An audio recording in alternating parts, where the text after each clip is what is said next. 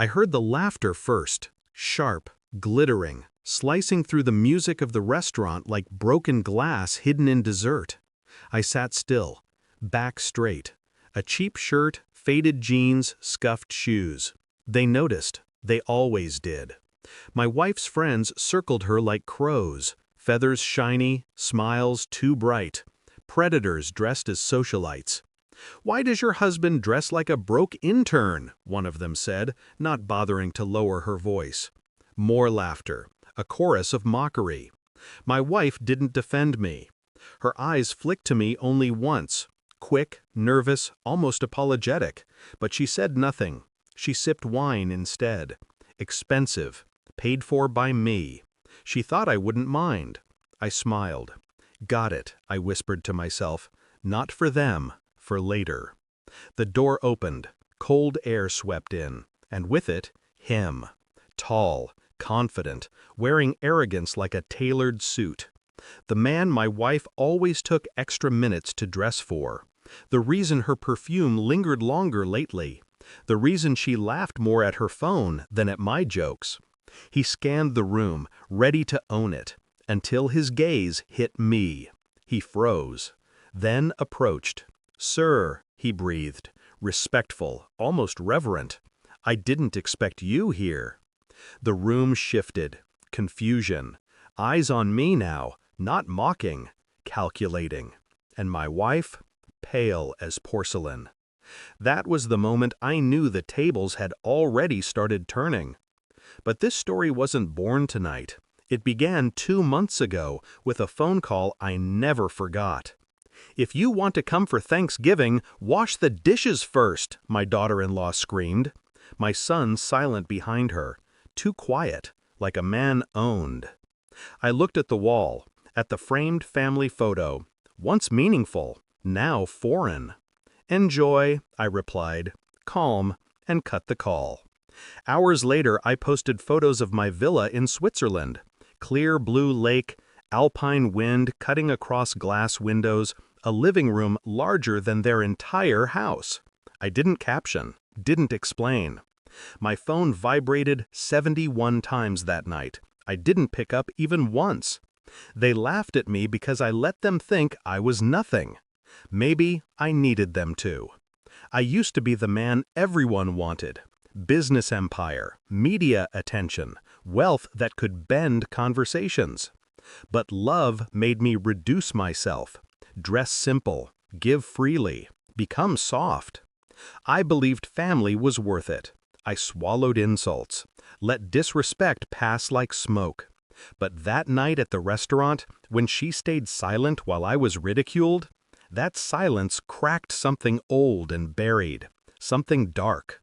I began to observe, quietly. Late nights when she thought I slept, she texted, smiling into her screen. Her phone never faced me anymore.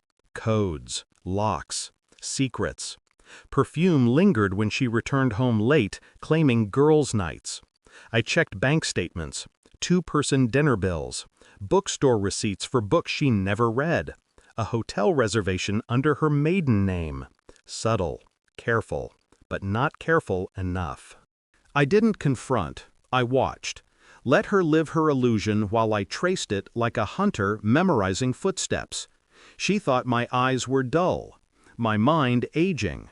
She forgot the man I once was, the strategist, the negotiator, the builder of empires. I dressed down not because I lacked money, but because I no longer cared to flaunt it.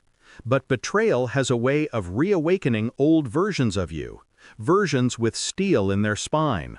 I hired someone, quietly. Emails were forwarded, photos taken, proof gathered like snow hardening into ice. And the day the evidence arrived, I brewed tea. Slowly, calmly. She walked into the kitchen, humming. I slid my phone across the table. Pictures of her and him. Airport, lobby, hotel room door, his hand on her waist. Her humming died. Then her breathing. "It's," she gasped, throat dry, "it's not what you think." It is exactly what I think. No anger, just truth. Heavy, silent. She cried. Knees on cold tiles, begging, reaching for me like a drowning person reaching for a boat they tried to sink. I watched without flinching. Inside me, the storm finally settled. Because once you face betrayal fully, fear evaporates. All that remains is clarity. So tonight, while her friends mocked my clothes, thinking I was beneath them, I was already past the pain, past the hurt. Only the reveal remained.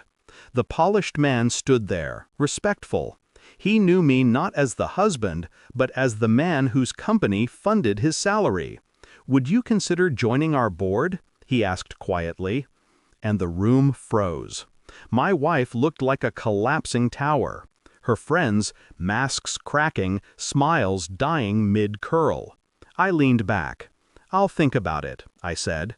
Control tasted clean. Sharp. After dinner, I paid the bill with a black card. Their eyes followed every detail. And when we got home, I laid out the divorce papers, already prepared. "I'm done," I said. 3 words that cut deeper than screaming ever could. She begged, promised, cried, trembled. I signed. She didn't dare touch the pen. Not because she loved me, because she realized what she lost. When I left the house, I didn't slam the door. I closed it gently, like ending a book you no longer want to reread. Thanksgiving morning came. Snowlight bleeding through clouds like pale forgiveness. My phone lit up. Her name. My daughter-in-law. My son. Their calls stacked like desperate pleas. 71 missed calls. I sipped coffee overlooking Switzerland's mountains. Crisp, silent, pure. I turned off the phone. Not out of spite, out of peace. People think revenge is the moment you destroy someone. No. Revenge is when they destroy themselves trying to reach a door you already walked through and never plan to open again.